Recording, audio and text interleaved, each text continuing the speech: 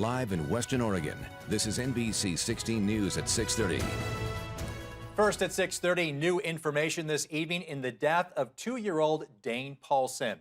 Good evening and thanks for joining us for NBC 16 News at 6:30. I'm Alan Matthews. And I'm Gold Meadows. His body was found earlier this week after an intense search by law enforcement and the community. Investigators confirming at a news conference today that the young boy drowned in the Siletz River. Shelby Slaughter from our Portland sister station was at that conference today. The sheriff's office today confirming Dane died by drowning, but the community support out here, even on this bridge above the Siletz River, is still strong. At that time of his disappearance, Dane was reported to be playing in the yard of his residence. 2-year-old Dane Paulson was last seen playing right here on March 1st. Nearly 2 weeks later, his body was found in the Siletz River, 3 miles downstream from his home. This search included the family home, yard and structures, neighboring properties, nearby roads, rough terrain including rough forested areas with thick, dense brush, and portions of the Siletz River and riverbanks. The Lincoln County Sheriff's Office holding a press conference on Thursday. After 3 full days of search and investigation, all evidence was pointing to the Siletz River. Spokesperson Jessica Palma saying the toddler's footprints were found at the water's edge. Canines also tracking his scent near the water too, giving divers a starting point.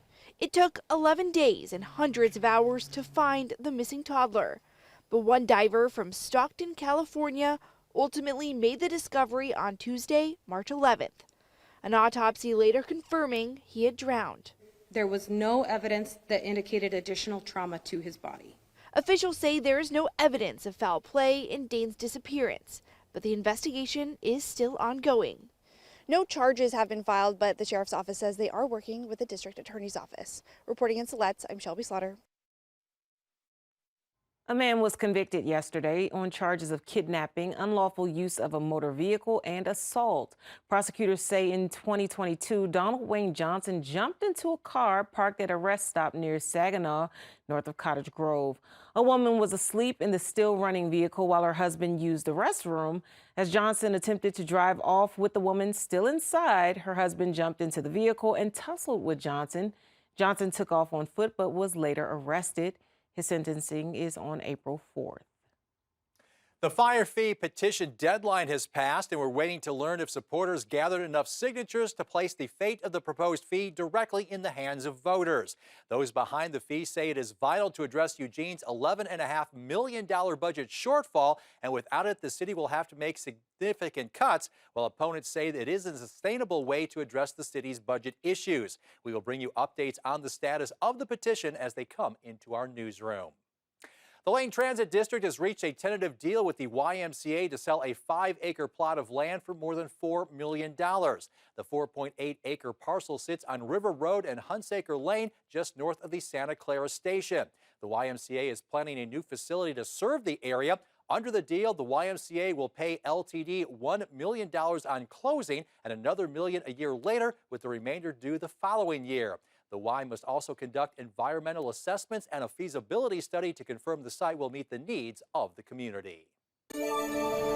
Moving now to weather with a live look over Eugene tonight. Alan Matthews has a first look at your forecast, and there's a bit of a mix-up ahead for us weather-wise. Yeah, there's going to be a lot going on this upcoming weekend, so especially as far as heavy rainfall, heavy snow for the Cascades. So, yeah, we are behind our precipitation, and we're going to more than make up for it, at least for the month of March. Let's show you what's going on right now, though. 46 degrees in Eugene, getting a break from the rainfall with a cloudy sky. South wind at 7 and our humidity at 68%. As we look at the radar satellite, really not a lot to show you, just a few scattered showers across the area this evening, but that rain's going to continue tonight into the upcoming weekend. Now, we still have the winter storm warning and the winter weather advisory in effect for the Cascades. That's going to continue until 11 o'clock tonight. Still looking at a few more inches of snowfall, and then the winter weather advisory for the Umpqua Valley starting tomorrow morning at 4 and running until 11 o'clock. Could be seeing an inch or two of snow as you get about 1,500 feet or higher. And then as we get to the upcoming weekend, winter storm warnings will be in effect for the Cascades. They'll start tomorrow morning, run until Sunday night at 11.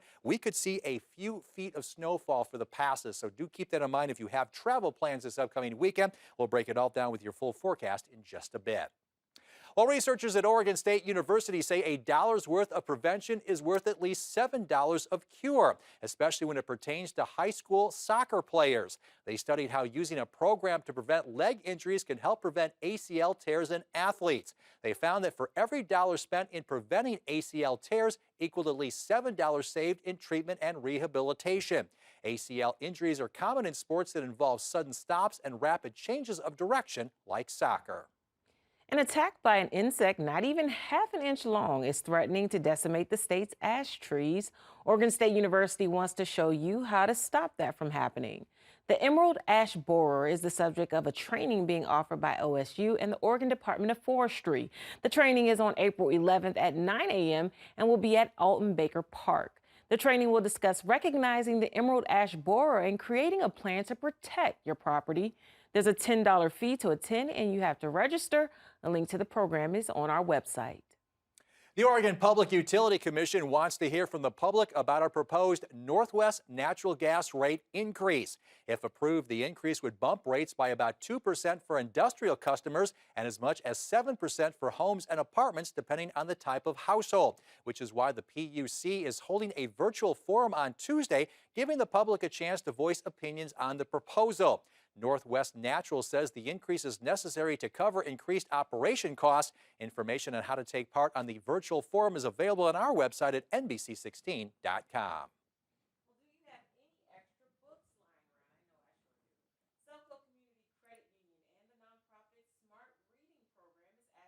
Donations for their second annual community book drive. They're doing it as part of a National Reading Month with the goal of ensuring that kids have books to read over the summer. Selco says donation boxes are available at all its branches locations in Eugene and Springfield, and the book drive lasts until March 31st. Cheese and Thank You, the delicious fundraiser benefiting UCAN and feeding Umpqua, is nearing its halfway point in Douglas County.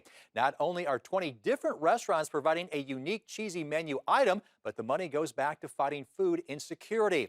Throughout the month of March, residents can eat a grilled cheese sandwich at any of the participating restaurants. Every sandwich purchased donates $2 back to feeding Umpqua, which can equal up to 6 meals for those in need.